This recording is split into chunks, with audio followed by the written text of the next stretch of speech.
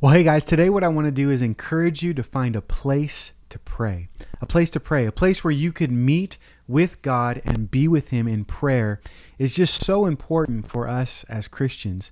Now, I know that we can commune with God anywhere and everywhere, right? Because of the power of the gospel. It's so amazing that God takes away our sins. He gives us His Spirit, His righteousness. We have fellowship with God. And so Paul says, hey, pray without ceasing. You can pray anywhere. We should be constant in communication and communion with the Lord because of the gospel of what Jesus did. It's good news. But we should also schedule times, special times of prayer with God. Sort of like what we're doing right now, praying for our children, taking 5 days to fast and pray.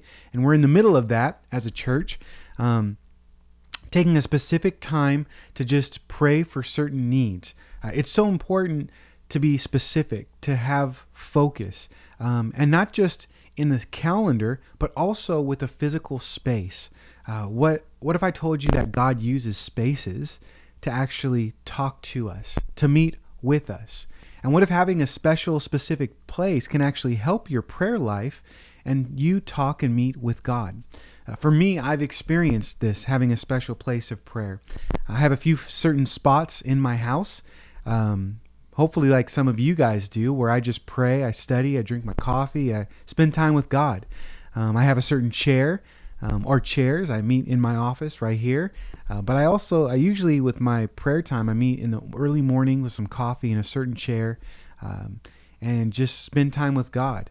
And I don't just have special places in my house where I meet with God. I have places in my community, my neighborhood. I go for certain prayer walks, or I go to certain wetlands area in our city, a city where I pray and just walk, do little prayer walks. And I love going to the beach.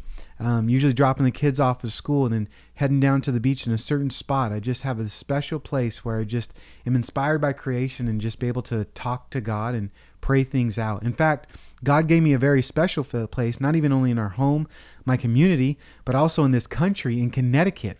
In Connecticut, Enders Island. I took my first 24-hour retreat there, and we were able to go back this last summer.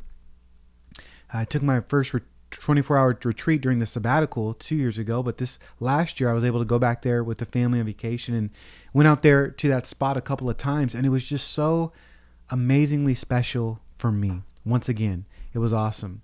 Now, these are my experiences, that having a specific place, whether it be a prayer walk, walking, or a chair, or a routine, somewhere where I can go to just meet with God to pray, has been very helpful. But I've also found that there are a lot of biblical examples that we can look to have a specific place to pray, a special place to pray.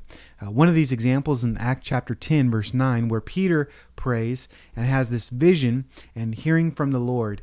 In verse 9 of chapter 10, I'm reading through Acts right now, it says, "About noon the next day, as they were on the journey and approaching the city, Peter went up on the roof to pray." His place of prayer was at his place, at his home, but it was on the roof, and he went there to pray, and God met him in a special way. Peter went on that roof to pray, sort of just like the prophet Daniel had a certain place and time to pray with the Lord. And it seems like this is a biblical, consistent thing to finding a place of prayer where you can go meet with God. There's a sense that the specific places of prayer were very common in the early disciples. In fact, as I keep on reading through Acts, I saw that in Acts chapter 16, when Paul was doing mission work and trying to reach disciples and where they would be, he went to the place of prayer. Verse 13 of chapter 16 says, "On the Sabbath day, we went outside the gate by the river where we supposed there was a place of prayer." They imagined that there would be this place of prayer where people would go to. And so we sat down and spoke to the women who gathered there. They were actually disciples, women that gathered there to pray. In verse 16 of that chapter, he said, "One day as we were going to the place of prayer," Paul traveled and looked specifically for places of prayer where people would gather to pray because he knew that it was a normal ritual. Why?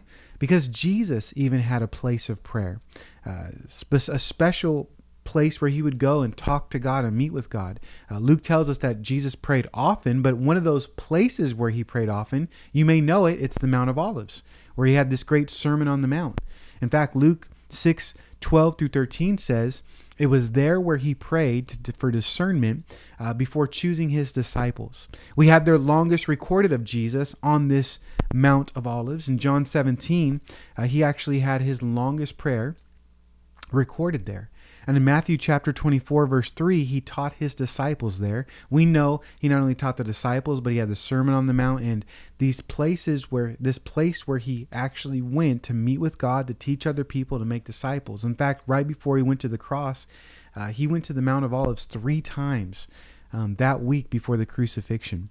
And after the Last Supper, Jesus took his disciples there. Why? To pray. And so Jesus clearly had a special place of prayer and even taught that we're to have a special place as well. Now, on that Sermon on the Mount, Matthew chapter 6, verse 6, he would say, "But wherever you pray, go into your room, and shut the door and pray to your Father who is in secret, and your Father who sees in secret will reward you." So let me just ask you a question. Where is your room? Where is your special place to pray? I understand that Inder's Island isn't very special to a lot of people, or most people have never visited there. And it doesn't have to be your place. It's my place. What is your place? Where do you go to meet with God? I would encourage you to pray for a special place to meet with God, to seek a special place, to try things out. Go to areas of your house where it's a designated chair, or somewhere in your community. You know, there are certain benches even in Delray where I go and I know I'm going to meet with God there. Maybe a specific place, maybe not a retreat center, but maybe you love the mountains and you want to take a retreat up into your own mountain in Georgia or North Carolina. Obviously, there are no mountains here in Florida.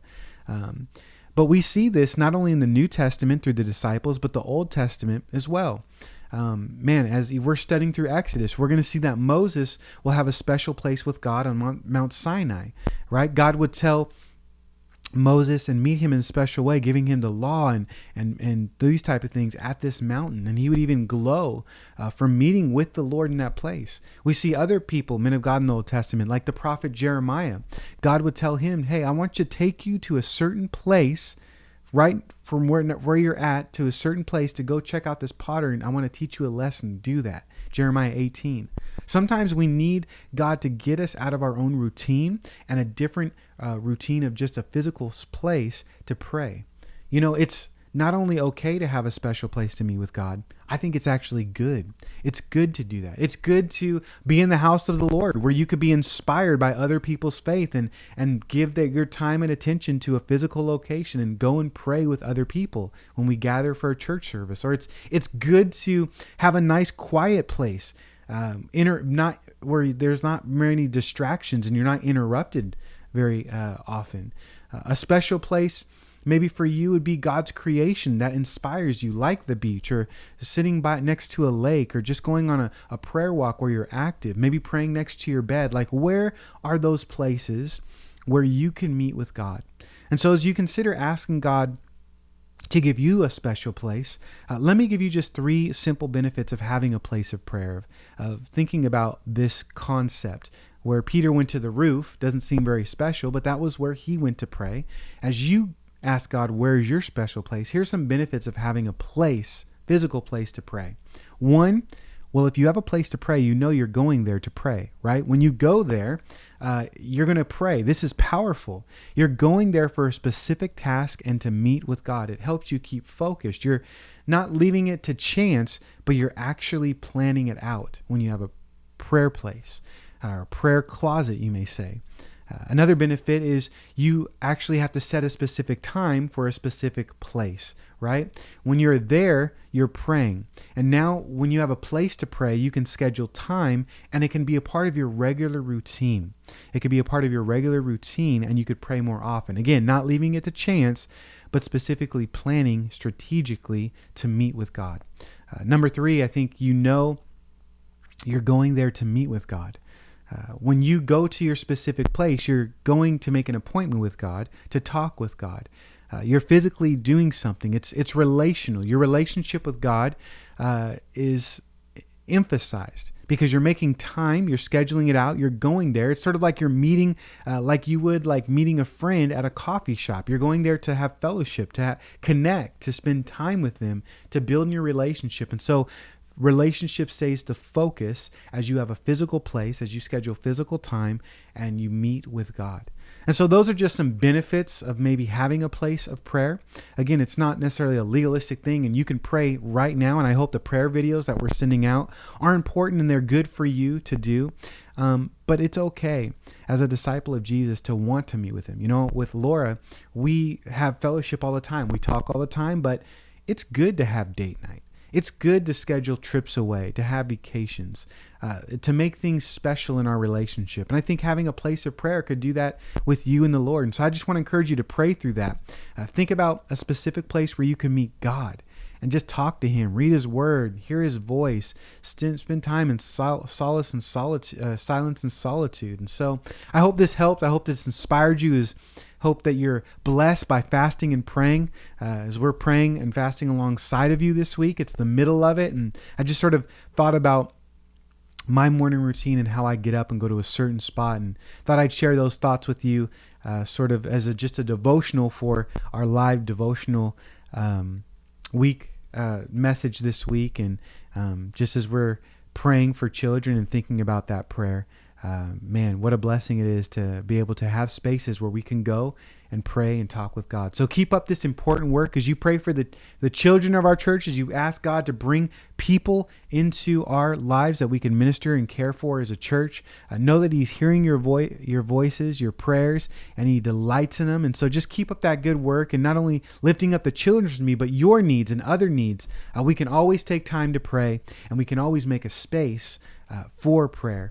And so let's just continue to be praying and finishing up our prayer and fasting together strong.